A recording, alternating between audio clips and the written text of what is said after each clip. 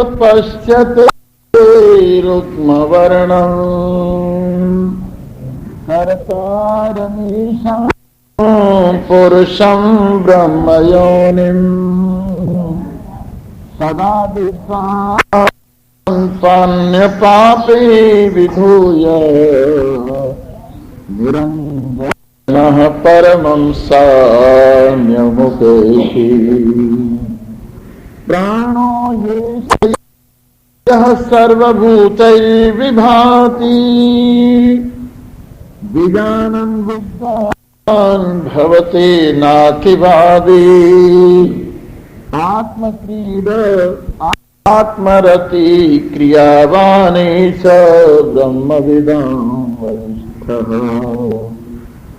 सत्येन लभ्य तपसा ह्येष आत्मा सम्यक् ज्ञानेन ब्रह्मचर्येण नित्यम् अन्तः शरीरे ज्योतिर्मयो हि शुभ्रो यं पश्यन्ति यतयः क्षीणदोषः सत्यमेव जयति नानितं सत्येन पन्था विततो देवयानः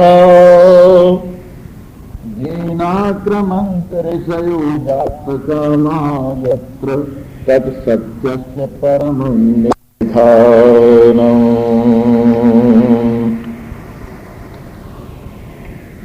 उपस्थित सज्जनों,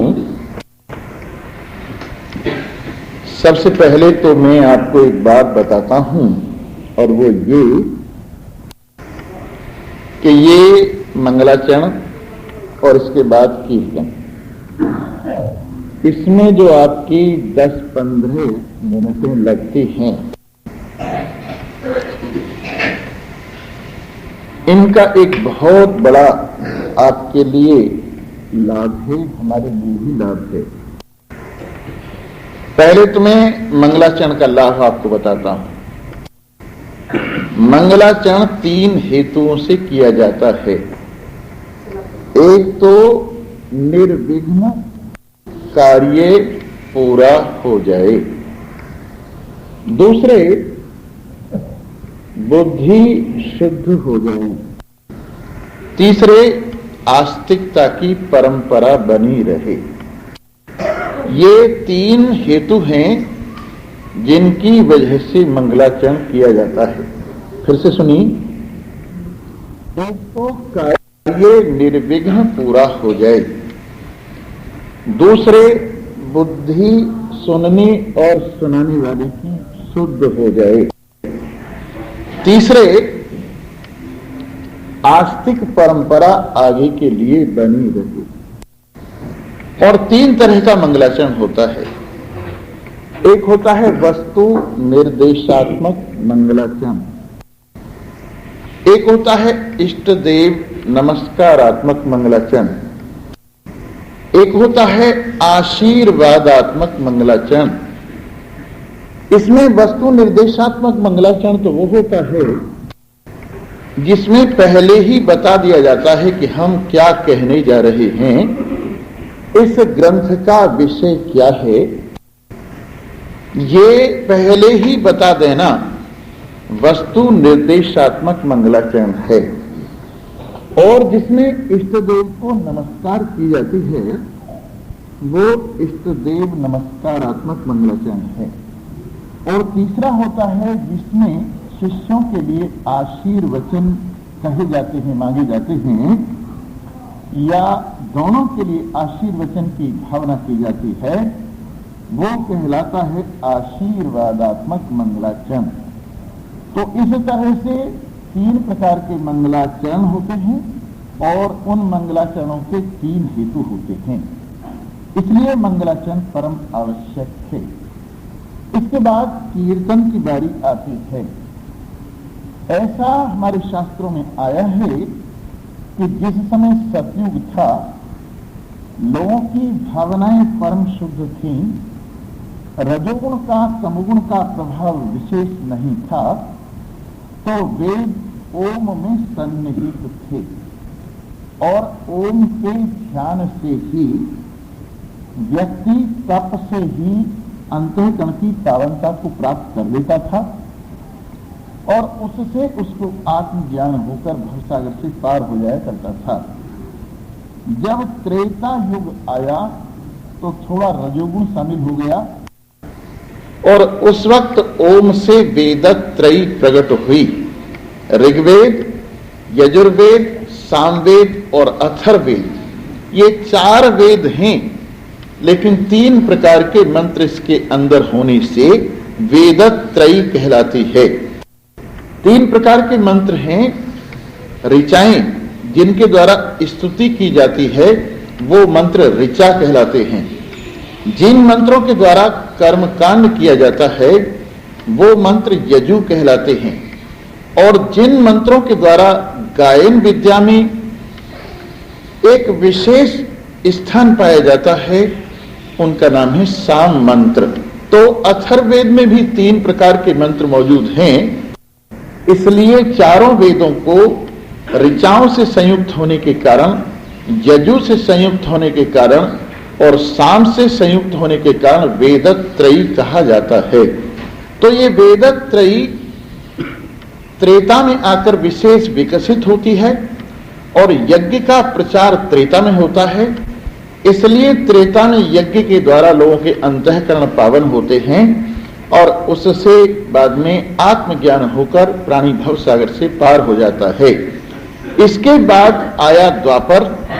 तो द्वापर में पूजा की विशेषता हुई और इसका कारण भी मैं आपको बता दूं, क्योंकि सतयुग में मन शुद्ध था, त्रेता में थोड़ा रजोगुण होने के कारण कर्म की ओर प्रवृत्ति थी, लेकिन द्वापर में थोड़ा तमोगुण और प्रवेश होने के कारण यज्ञ से भी व्यक्ति का जब उद्धार होते हुए न देखा गया, तब पूजा का प्रचार हुआ और नारद पांचरात्र नामक ग्रंथ विशेष प्रयोग में लाया गया। उससे पूजा पाठ किया जाने लगा और इस पूजा से, उपासना से अंतःकरण की पावनता त्रेता में यानी द्वापर में स्वीकार की गई और इससे ज्ञान होकर व्यक्ति भवसागर से पार हो जाता था। इसके बाद आया कलयुग। तो कलयुग में वातावरण शुद्ध न होने के कारण तप उतना कल्याणकारी नहीं है, सामग्री शुद्ध न होने के कारण यज्ञ भी विशेष फलदायी नहीं है, पूजा का सामान भी शुद्ध न मिलने के कारण पूजा भी विशेष फलदायी नहीं है। कलयुग में केवल मात्र केशव कीर्तनात्, भगवान के कीर्तन से, भगवान के नाम स्मरण से अंतःकरण की पावनता कही गई है। अपवित्रः पवित्रो वा सर्वावस्थां गतोपि वा ये स्मरेत पुंडरीकाक्षम स बाह्याभ्यंतरः शुचिः। चाहे पवित्र हो व्यक्ति, चाहे अपवित्र हो, चाहे बैठा हुआ हो, चाहे चलता हुआ हो, भगवान का नाम स्मरण करने से बाहर भीतर से वो पवित्र हो जाता है। इसलिए कलयुग में नाम की, कीर्तन की प्रधानता है। इसलिए 8 मिनट 10 मिनट आपके अंतःकरण की पावनता के लिए, अंतःकरण की एकाग्रता के लिए थोड़ा सा कीर्तन कराया जाता है। कहने वाले का मन साफ हो जाए और सुनने वाले के कान साफ हो जाए, कहने वाले की वाणी शुद्ध हो जाए और सुनने वाले के कान शुद्ध हो जाएं, इसके बाद ज्ञान का प्रारंभ किया जाता है और साथ ही एकाग्रता बन जाए और जो पीछे रह गए हैं वो भी साथ आ जाए, जो पीछे रह गए हैं वो भी साथ आ जाएं। सोचते हम ये हैं कि सबके लाभ की वस्तु है, तो अधिक से अधिक व्यक्ति सुने, थोड़े बहुत पीछे रह जाते हैं तो कीर्तन करते करते वो लोग साथ आ जाते हैं। इन वजहों से कीर्तन में और मंगलाचरण में 15 मिनट के लगभग लगाए जाते हैं। तो अब आप समझ गए होंगे कि 15 मिनट भी कथा में सम्मिलित हैं, व्यर्थ नहीं हैं। आइए तो अब हम अपने प्रतिदिन के सब्जेक्ट पे आते हैं। यदा पश्यः पश्यते रुक्म वर्णम, जिस समय ये दृष्टा देखने वाला पश्यते रुक्म वर्णम अपने स्वरूप को देखता है, जो कैसा है, रुक्म वर्ण माने सोने की तरह का वर्ण, माने प्रकाश रूप है, अर्थात ज्ञान स्वरूप है। ऐसे ज्ञान स्वरूप अपने आत्मा को जब ये अनुभव करता है, और सचमुच देखने से भी बड़ी चीज है अनुभव करना। देखना तो है केवल आंख का विषय, लेकिन जो मन से भी परे वस्तु है उसमें मन लगाकर मन के धरातल पर उसको उतार लाना, ये देखने से भी बड़ी चीज है। साधारण आदमी यूं ही कहता है कि साहब मुझे जो है भगवान का दर्शन कराओ, आंखों के सामने लाओ। लेकिन आंखों के सामने आ जाने पर भी इतनी वास्तविकता भगवान की नहीं समझ में आएगी जितना हृदय पटल पर आ जाने से समझ में आती है। जैसे एक आदमी तो दर्द को देखना चाहता है और एक आदमी दर्द का अनुभव कर रहा है। अब इन दोनों के अंदर जो दर्द को देख रहा है आंख से कि यहां सोजिश आई हुई है और यहां जो है दर्द होगा, तो वो तो दर्द की अनुमान लगा रहा है। लेकिन जिसने दर्द अंदर से अनुभव किया है वो यद्यपि दर्द को देख नहीं रहा है, लेकिन फिर भी अनुभव कर रहा है, उसकी अनुभूति देखने वाले से भी अधिक है। वैसे ही जो साधारण व्यक्ति भगवान को देखने की कल्पना करते हैं, उनसे भी उन महान पुरुषों का अनुभव अधिक है जो अपने आप में अपने आप का अनुभव करते हैं, अपने आप में अपने आप का साक्षात्कार करते हैं। उनकी अनुभूति सबसे बड़ी अनुभूति है। कान के मुकाबले में मन की अनुभूति बड़ी है, त्वचा के मुकाबले में मन की अनुभूति बड़ी है, आंख के मुकाबले में मन की अनुभूति बड़ी है, और रसना के मुकाबले में मन की अनुभूति बड़ी है, नासिका के मुकाबले में मन की अनुभूति बड़ी है। इसीलिए कहा है कि समझदार व्यक्ति मन के माध्यम से अपने आप में परमात्मा का अनुभव कर लेते हैं।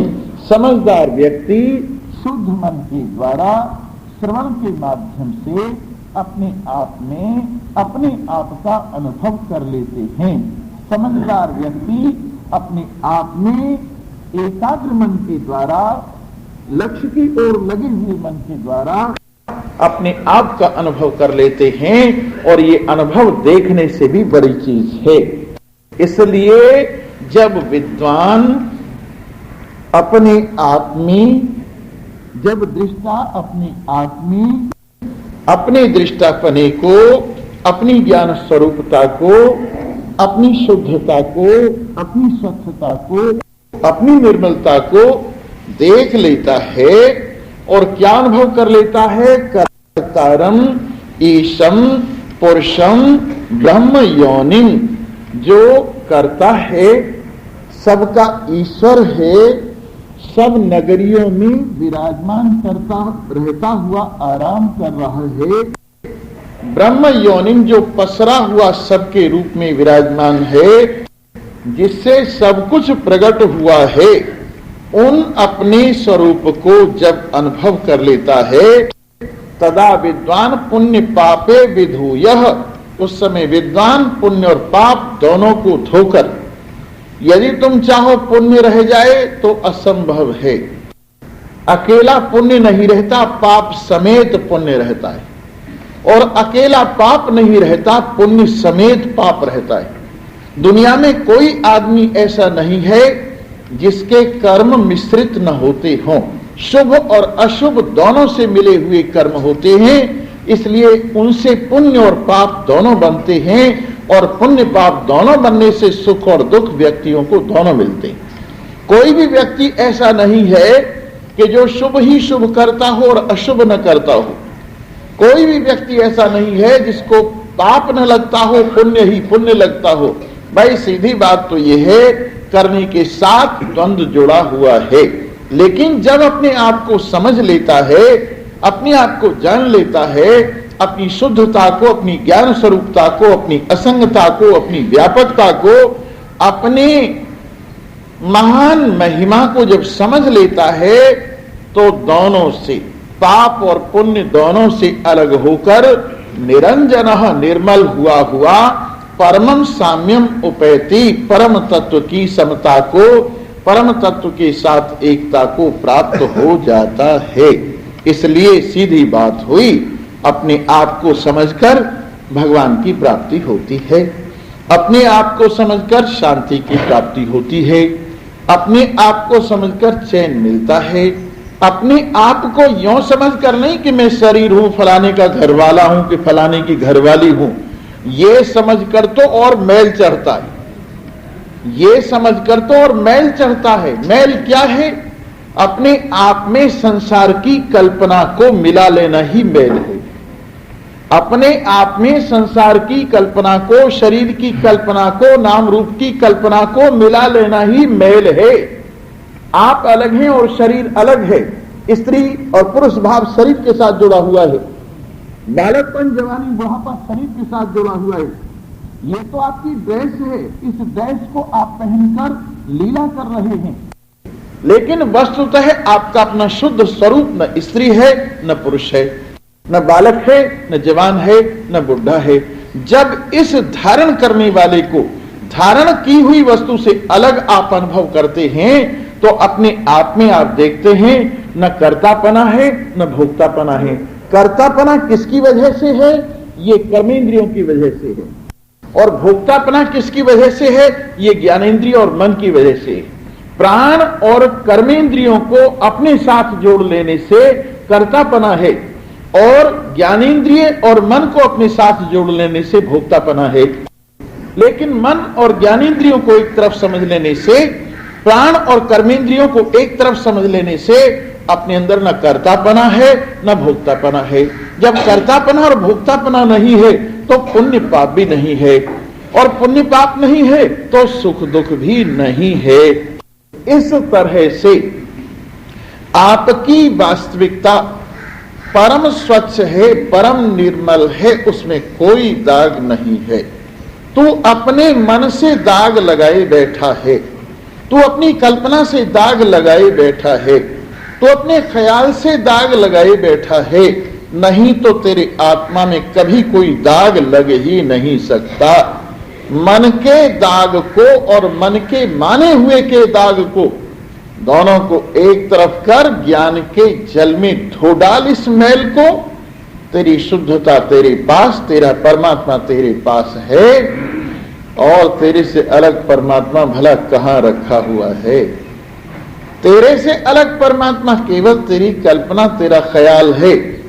जैसे तेरे से अलग तेरी कल्पना संसार है, वैसे ही तेरे से अलग तेरी कल्पना परमात्मा है। अन्यथा तो एक ही पदार्थ, जिसे परमात्मा कहना चाहे तो वो तू ही है, सत्य कहना चाहे तो वो तू ही है, ज्ञान कहना चाहे तो वो तू ही है, आनंद कहना चाहे तो तू वही है, तू शांति कहना चाहे तो वो तू ही है। इस तरह से अपने आप में परम तत्व की जो उपस्थिति है उसको मैं यही हूं, इस तरह से जानने पर पुण्य पाप दोनों धुल जाते हैं। प्राणो हेश यह सर्वभूतैर्विभाति। प्राण, एक प्राण तो होता है जड़ प्राण जो आता जाता है, और एक प्राण होता है जो चेतन प्राण है। इसका नाम प्राण क्यों रखा है? जीवन का हेतु होने से, जीवन देने वाला होने से। परमात्मा हम सबका आत्मा भी प्राण है। प्राण आने जाने वाला प्राण तो जड़ प्राण है, पर प्राण को जो प्राणान्वित करने वाला है, जो प्राण में प्राण डालने वाला है, वो प्राण सर्वभूतैर्विभाति, सब प्राणियों से प्रकाशित हो रहा है। ये आदमी चल रहा है, इसे कौन, इसके चलने में कौन दिख रहा है? परमात्मा दिख रहा है। ये आदमी देख रहा है, इसके देखने से क्या सिद्ध होता है कि इसमें परमात्मा है? एक आदमी सोच रहा है, इसके सोचने से पता क्या लग रहा है कि इसमें परमात्मा है? एक आदमी में श्वास आ जा रहा है, इससे क्या पता लगता है कि इसमें परमात्मा है? इन समस्त प्राणियों में जो हलचल है वो किसकी है? परमात्मा की है। जब मन का तार टूट जाता है और परमात्मा से शरीर का संबंध खत्म हो जाता है तो उस वक्त ये शरीर कुछ भी हिलता जुलता नहीं है। इसलिए प्राण के माध्यम से ये प्राण स्वयमेव इन समस्त प्राणियों में विभाषित हो रहा है। विजानन विद्वान, इस बात को विद्वान जानकर, भवते नातिवादी, किसी के लिए बुरा भला कहने वाला नहीं रहता। सब में परमात्मा को देख लेने पर, सबको परमात्मा का मंदिर समझकर सब में परमात्मा रूप ठाकुर को देख लेने पर किसके लिए मैं बुरा कहूं, किसके लिए मैं भला कहूं, जैसा है उससे ज्यादा क्या कहूं। अब मैं कौन सो बैर करूं, अब मैं कौन सो बैर करूं, ये कहनो मेरे स्वामी को मैं ही सब जग विचरूं। अब मैं कौन सो बैर करूं, अब मैं किससे बैर करूं। मेरे प्रियतम ये कहते हैं मत्तः परतरम नान्यत् किंचित् अस्ति धनंजय। हे धनंजय, मेरे से अलग कोई चीज है ही नहीं, कोई प्राणी है ही नहीं। सब में मैं विराजमान हूं, सबकी वास्तविकता मैं हूं, सबका आत्मा मैं हूं, सबका रस मैं हूं, सब में सत्ता मैं हूं, सब में ज्ञान मैं हूं, सब में आनंद मैं हूं, सबकी वास्तविकता मैं हूं। जब सब में सबकी वास्तविकता मेरा प्रियतम आत्मा ही है, तो अब मैं जो बुरा भला कहने चला हूं अपने लिए ही तो कह रहा हूं। स्वप्न के अंदर एक आदमी ये समझ रहा है कि ग्राहक मेरी दुकान पर आया है और उसे कपड़े का भावतार हो रहा है। देने वाला कहता है भाई मैं तो 20 रुपए मीटर दूंगा, लेने वाला कह रहा है नहीं भाई मैं तो 15 रुपए मीटर लूंगा। खैर भाव तय हो गया, चलो 18 रुपए मीटर में पक्का हो गया। उसने क्या किया, अपनी ही धोती फाड़कर उसे दे दी। जब फाड़ने लगा कपड़ा तो अपनी ही धोती फाड़ ली। क्यों, ऐसा क्यों हुआ?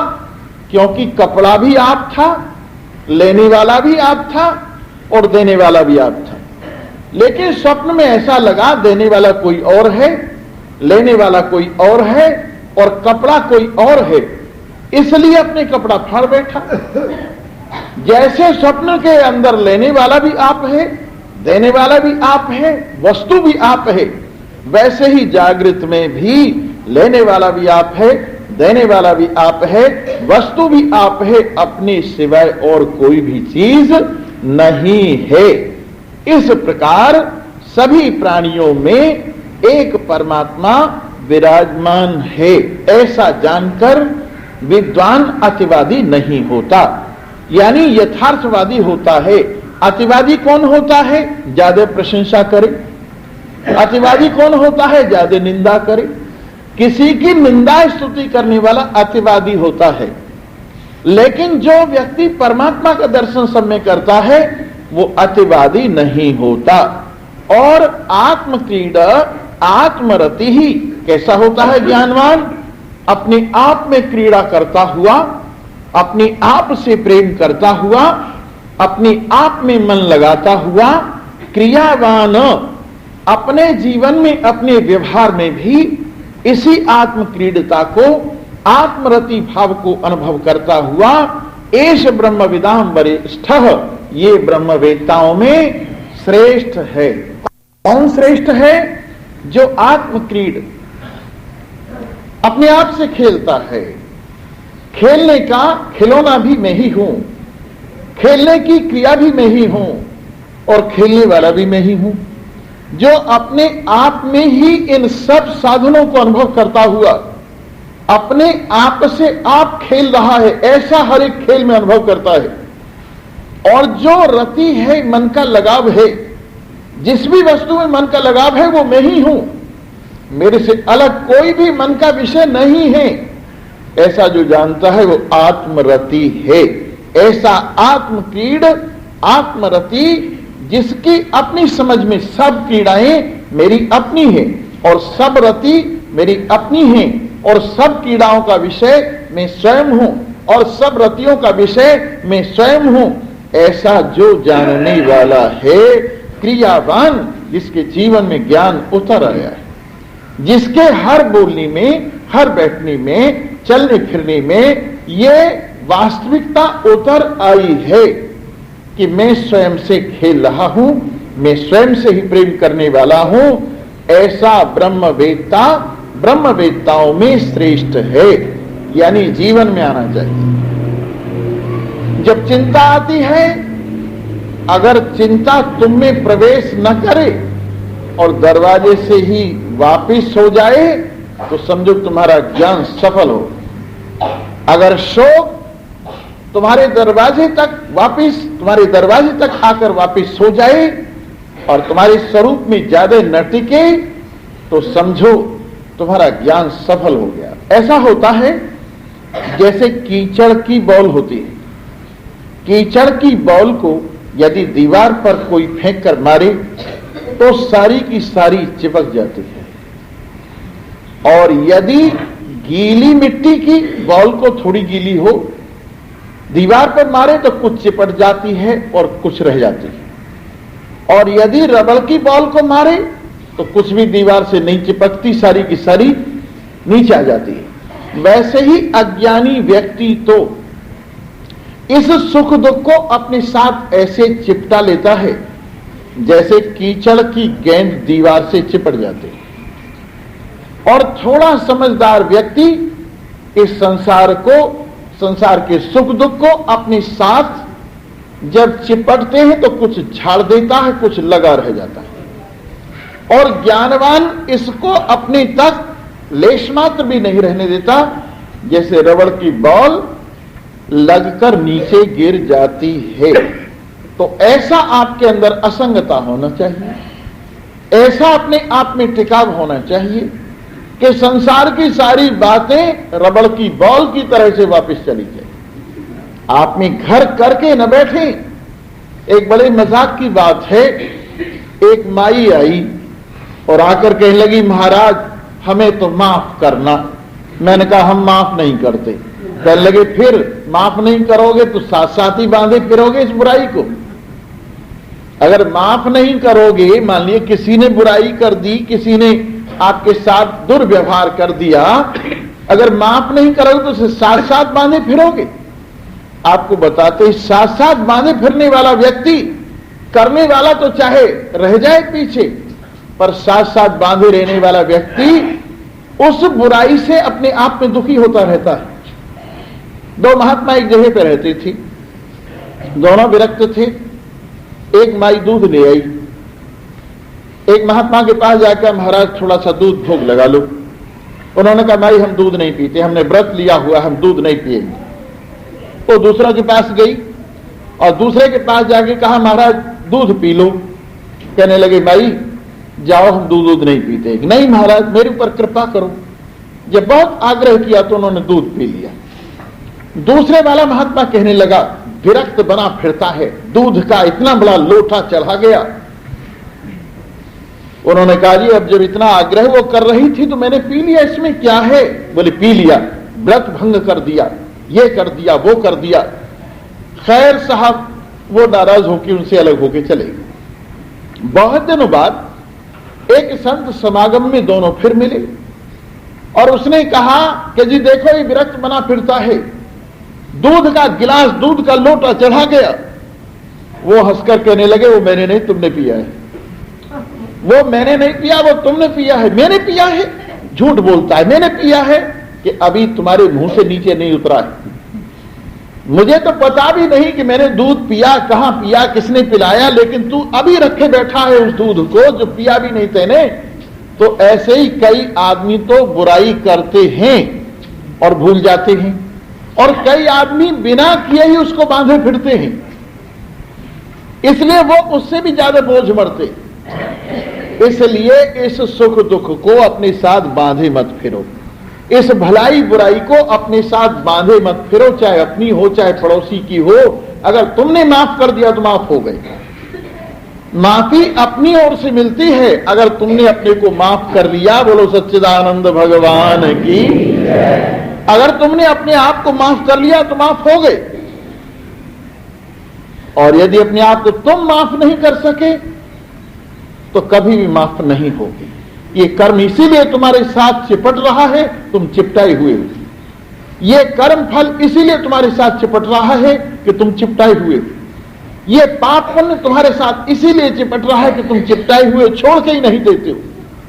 अगर तुम स्वप्न की तरह से इसको भूल जाओ, अगर तुम स्वप्न की तरह से इसे मिथ्या समझ लो, तो तुम्हें न पाप लगे न पुण्य लगे, कुछ भी तुमको छूने वाला नहीं है। इस तरह से क्रियावान, इस ज्ञान को क्रिया में लाने वाला, अपने जीवन में लाने वाला, अपनी असंगता को इस संसार के खेल में बरकरार रखने वाला व्यक्ति ब्रह्मवेत्ताओं में वरिष्ठ है, श्रेष्ठ है। सत्येन लभ्य तपसा है स आत्मा सम्यक ज्ञानेन ब्रह्मचर्येण नित्यम। ये आत्मा सत्य से मिलता है। आदमी झूठ क्यों बोलता है? आदमी झूठ क्यों बोलता है? इसका कारण है अपने हृदय में बैठा हुआ कपट। आदमी कुछ छिपाना चाहता है, इसलिए झूठ बोलता है। उसके दिल में भलाई बुराई नाम की एक बीमारी है, जिसकी वजह से वो कुछ छिपाना चाहता है, और यही पर्दा है आत्मा के ऊपर। लेकिन जो निष्कपट है, सरल है, वो कुछ भी अपने आप में छिपाता नहीं, जैसा विचार है वैसा कह देता है। तो उसके हृदय में उतना पर्दा नहीं है। तो जो जो आदमी सत्य को ग्रहण करता जाता है, त्यों त्यों उसका पर्दा हटता जाता है, और त्यों त्यों आत्मा उसके समीप होता जाता है। और जो जो आदमी असत्य को स्वीकार करता जाता है, देखिए भय नाम की वस्तु अंदर कैसी बैठ गई है। जैसे स्त्री शरीर में बचपन से ही भय है। जब छोटी होती है तो मां बाप से भय होता है, जब थोड़ी और बड़ी होती है तो पति से भय होता है, जब वृद्धा हो जाती है तो बेटों से भय होता है। उस भय के कारण वो सत्य को ग्रहण नहीं कर पाती, और वो बात बात में झूठ बोल देती है, बात बात में झूठ बोल देती है। ये क्यों? भय जो अंदर बैठा हुआ है, या अंदर और दुर्गुण जो बैठे हुए हैं, उनकी वजह से चाहे स्त्री हो चाहे पुरुष हो, वो झूठ बोलता है। लेकिन अगर हृदय के अंदर शुद्धता हो, निर्मलता हो, स्वच्छता हो और सत्यता हो, तो ये पर्दा हटने में देर नहीं लगती है। एक आदमी में सारे अवगुण थे, और उनके पिताजी महात्माओं के पास बहुत जाते थे, अपने लड़के को भी ले गए। कहने लगे जी मेरा बेटा बड़ा ऊट पटांग है और बड़ी मुश्किल से मैं इसको मना कर लाया हूं, आप इसको कोई शिक्षा दे दो। तो उन्होंने कहा बेटा झूठ मत बोलना। कहने लगे ठीक है, झूठ नहीं बोलूंगा, झूठ नहीं बोलूंगा। तो शराब पीने जा रहे थे, किसी ने पूछ लिया कहां जा रहे हो? कि शराब पीने जा रहे हैं। कहने लगे तुमको शर्म नहीं आती? इतने अच्छे बाप के लड़के होकर तुम शराब पीने जा रहे हो? अपने आप को धिक्कारा, शराब पीनी छूट गई। इसके बाद में चोरी करने जा रहे थे, किसी ने कहा कहां जा रहे हैं? चोरी करने जा रहे हैं। वाह वाह कमाल है, तुम ऐसे अच्छे घराने के हो कि चोरी करते हो? चोरी छूट गई। सत्य ने उसको धोखे रख दिया। लेकिन आदमी सत्य को स्वीकार कहां करता है?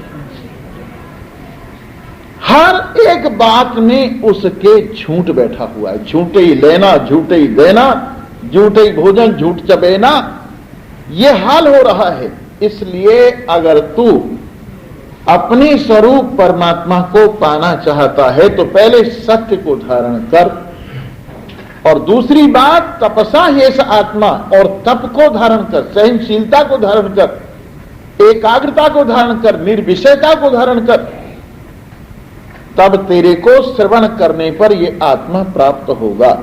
जिसमें सत्य नहीं, जिसमें तप नहीं, वो सुनता भी रहे तो भी अपने में विद्यमान है और अपने को सुनाया जा रहा है, तब भी अपने आप का बोध नहीं हो रहा। अपने में विद्यमान है, अपना स्वरूप है, और ये कह के बताया जा रहा है अयम आत्मा ब्रह्म, यह तेरा आत्मा ब्रह्म है। इतना प्रत्यक्ष सुनने पर भी अपने आप का बोध नहीं हो रहा। इसका कारण क्या है कि जीवन के अंदर सत्य नहीं है, जीवन के अंदर तप नहीं है, जीवन के अंदर एकाग्रता नहीं है, जीवन के अंदर अचलता नहीं है, जीवन के अंदर धृति नहीं है। इसलिए व्यक्ति सत्य और तप के बिना इस आत्मा को नहीं पा सकता। इसलिए सत्य और तप, इससे एष आत्मा, ये आत्मा लभ्य है, प्राप्त होने योग्य है। सम्यक ज्ञानेन ब्रह्मचर्येण नित्यम, और सम्यक ज्ञान, तीसरी बात हुई ठीक ठीक ज्ञान। ठीक ठीक ज्ञान, जैसा पदार्थ है वैसा ही ज्ञान।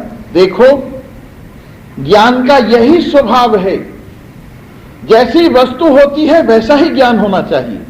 उपासना दूसरे तरीके से की जा सकती है, जैसे प्रस्तर में विष्णु भगवान की उपासना करो, जैसे मिट्टी के ढेले में गणेश की पूजा करो। तो उपासना तो जैसी वस्तु है उसके विपरीत हो सकती है, लेकिन ज्ञान जैसी वस्तु है वैसा ही होता है। इसलिए ठीक ठीक ज्ञान कराने वाली चीज क्या है? केवल ज्ञान है, सम्यक ज्ञान, ठीक ठीक ज्ञान। और वो कहां से मिलता है? आत्मश्रवण के द्वारा। आत्मश्रवण के द्वारा, उपनिषदों के माध्यम से, महान पुरुषों द्वारा जब आत्मश्रवण होता है, सत्य और तप भी साथ होता है, तो इससे आत्मा प्राप्त हो जाता है। ब्रह्मचर्येण नित्यम, और नित्य ही ब्रह्मचारी रहने से। ब्रह्मचारी कौन है? एक तो होता है कि भाई स्त्री ने पुरुष को और पुरुष ने स्त्री को त्याग दिया तो ब्रह्मचारी हो गई। इससे इतने मात्र से ब्रह्मचारी नहीं होता। ब्रह्मचारी का अर्थ है जिसका मन ब्रह्म में विचरण करता रहे, उसका नाम ब्रह्मचारी। जो ब्रह्म में विचरण करता रहे, शरीर की क्रियाओं को ब्रह्म में अनुभव करे, मन की क्रियाओं को ब्रह्म में अनुभव करे। ऐसा अनुभव न करे कि ब्रह्म में ये है, बल्कि ब्रह्म में ये क्रियाएं कल्पित हैं, ब्रह्म में ये क्रियाएं सत्य नहीं है पर हैं ब्रह्म में ही। जैसे कल्पित वस्तु अधिष्ठान में ही होती है पर अधिष्ठान के अंदर नहीं, अधिष्ठान में आरोपित होती है, वैसे ही जितनी भी संसार की क्रियाएं हैं वो सब ब्रह्म में हैं पर ब्रह्म में लेश मात्र नहीं है। यही समझना है, यही समझना है। ब्रह्म में है पर ब्रह्म में लेश मात्र नहीं। जैसे बोर्ड पर अक्षर लिखे गए हैं, बोर्ड पर हैं, बोर्ड में नहीं है, बोर्ड पर हैं, बोर्ड में नहीं है, वैसे ही ये सारा प्रपंच ब्रह्म पर है, ब्रह्म इसका अधिष्ठान है पर ब्रह्म में नहीं है। तो जिसका मन ब्रह्म में विचरण करता है, जो मन से ब्रह्म चिंतन में लगा रहता है, जो निरंतर ब्रह्म में संकल्प वाला होता है, वो ब्रह्मचारी होता है। इसलिए सत्य हो जीवन में, फिर तप हो जीवन में, फिर सम्यक ज्ञान हो जीवन में, फिर जीवन में ब्रह्मचर्य भाव हो नित्य ही। इससे क्या होगा?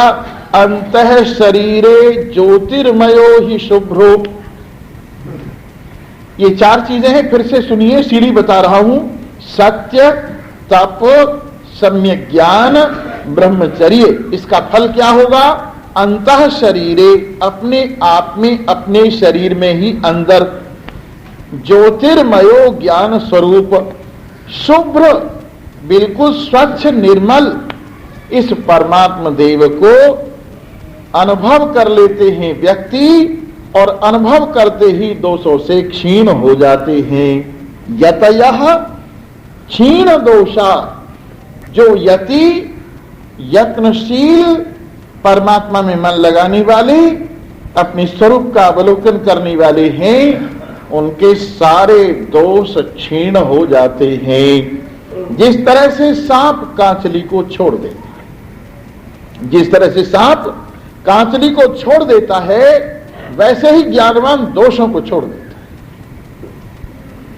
एक दिन में नहीं, धीरे धीरे धीरे ज्यों ज्यों समझ परिपक्व होती जाती है, त्यों त्यों आदमी में से विषयों की कामना निकलती जाती है और अपनी निर्विषयता परिपक्व होती जाती है। ज्ञान की परिपक्वता के लिए जानने के बाद भी लगातार श्रवण करना चाहिए। एक आदमी ताश खेल रहा था, मैंने कहा यार कथा का समय, कथा ही सुन ले कि पहले बहुत सुन लिए, मैंने सब कुछ पढ़ रखा है, सब कुछ पढ़ रखा है मैंने, तो फिर अब पढ़ रखने के बाद ये अच्छा काम है जो अब शुरू किया है तूने। वो पढ़ के रख दिया है और अब ये नया काम जो शुरू किया ये अच्छा काम है, इसे क्या मिलेगा? तो आदमी समय बर्बाद करता है, व्यर्थ समय का सदुपयोग नहीं करता, और अपने आप में समय के सदुपयोग न करने से जीवन की जो हानि होती है, ज्ञान की जो हानि होती है, निश्चय की जो हानि होती है, तो मौत आती है तो हाथ मल मल के रोता, हे भगवान अब के मुझे बचा लो, मैं फिर तुम्हारा भजन करूंगा, अब के बचा लो भगवान, अब के बचा लो, मैं सचमुच तुम्हारे सिवाय और किसी में मन नहीं लगाऊंगा। और क्या कहता है वही, अब के बचा ले मेरी माए, अब के बचा ले भाई, अब कैसे बचा लेंगे? ये तो निश्चित है, पहले ही तैयारी करके रख।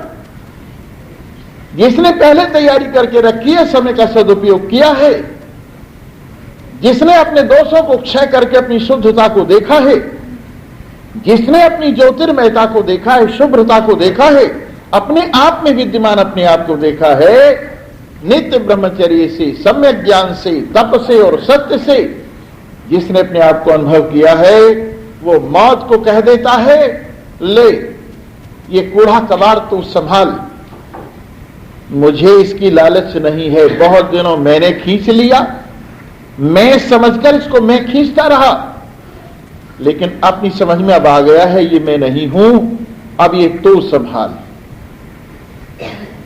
आदमी को हर वक्त ये डर लगा, अजी मैं मर गया तो क्या हो जाएगा? सैकड़ों मर गए, यहां सैकड़ों चले गए, बड़े बड़े ऋषि महात्मा, बड़े बड़े अवतार, बड़े बड़े पैगंबर, कोई जो कोई आया है किसी का भी शरीर नहीं रहा। अगर तेरा भी शरीर चला गया तो कौन सा संसार खाली हो जाएगा? अभी संसार खाली या न हो या न हो, पर मैं तो अपनी तरफ से मर ही जाऊंगा। तू मरने वाला नहीं, तो मरने वाला नहीं है, तुझे कोई नहीं मार सकता, तू अजर अमर अविनाशी एक रस अखंड आत्मा है, तेरे अंदर मौत का नाम भी नहीं है। तू मरने को सोचकर क्यों डर रहा है? जो मरने वाला है आज भी मरा हुआ है, तेरी उपस्थिति से उसमें जीवन दिख रहा है, अन्यथा तो जो मरने वाला मरा हुआ है वो आज भी मरा हुआ है और कल को भी मरा हुआ है। इसलिए हर वक्त इस शरीर को सामने रखकर जो मैं भाव करके रोता रहता है, हाय मेरा शरीर छूट गया तो, अगर मैं मर गया तो, इस शरीर के छूटने से तो नहीं मरता है। एक बार एक शेख चिल्ली एक महात्मा जी के पास गया, पूछने लगा, अजी स्वामी जी तुम तो 3 काल की जानते हो, ये बताओ मेरी मुक्ति कब होगी? मुक्ति माने में मरूंगा कब? कई मरने का नाम मुक्ति रखे हुए। उन्होंने कहा भाई जब आएगी मौत तब चला जाएगा। नहीं जी पहले ही बता दो मुझे। तो उन्होंने मजाक में उसके गले में गंडा बांध दिया कि जिस दिन ये टूट जाएगा तू मर जाएगा। अब वो हर वक्त उसी गंडे पे ध्यान रखे, हर वक्त उसी गंडे पे ध्यान रखे। एक आदमी ने सोचा ये जो इतना गंडे का ध्यान करता है जरूर कोई राज की बात है। जब वो सो गया तो वो गंडा खोल दिया उसका।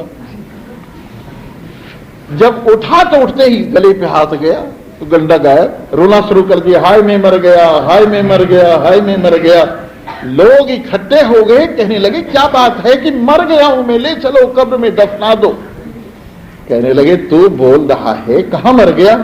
मेरे गले में गंडा जो नहीं है, महात्मा जी ने कहा था तेरे गले का गंडा जिस दिन टूट जाएगा बस तू मर जाएगा। सो भाई ये शरीर का जो काला गंडा बंधा हुआ है गली में, तुम्हें यह डर है अगर ये खुल गया तुम्हें मर जाऊंगा, ये खुल गया तुम्हें मर जाऊंगा। इसके खुलने से तुम मरते नहीं हो। डर के मारे बेकार क्यों इतना अपने आप में चिंता कर रही हो? अरे ठाठ से जियो, जब तक जी रहे हो ठाठ से जियो। जब शरीर के जाने का नंबर आ जाएगा चला जाएगा। पहले से ही चिंता में क्यों परेशान हो रही हो? तो ऐसे सब दोषों को विद्वान अपने आत्मा से निवृत्त कर देता है। सत्यमेव जयति नानतम, सत्य की जीत होती है, झूठ की नहीं। सत्य माने आत्मा, सत्य माने सद्व्यवहार, सद्व्यवहार से परमात्मा मिलता है और सद्व्यवहार से सत्य मिलता है। सत्येन पंथा विततो देवयान, देवयान का रास्ता दो यान हैं, पितृयान और देवयान। ज्ञान माने ले जाने वाले, ज्ञान माने ले जाने वाले। जो देवताओं की ओर रास्ता ले जाता है वो देवयान है, जो पितरों की ओर रास्ता ले जाता है वो पितृयान है। पर मैं जीते जी बता रहा हूं, ये सत्संग तो है देवयान, यहां जो रास्ता लाता है वो देवयान का रास्ता है। और जो तुम्हें मोह की ओर ले जाता है, मेरी मैया है, मेरे बाबा, वो है पितृयान। वो कौन सा यान है? पितृयान। पितरों की ओर, माँ बाप की ओर, मोह की ओर, संसार की ओर जो रास्ता ले जाता है वो है पितृयान। और जो हमारी ओर लाता है वो है देवयान। जो आत्मा की ओर लाता है, सत्संग की ओर लाता है, वो है देवयान। तो सत्य से देवयान, सत्संग की ओर जाने का रास्ता खुलता है। ये दरवाजा झूठ से नहीं खुलता, सत्य से खुलता है। सत्येन पंथा विततो देवयानः,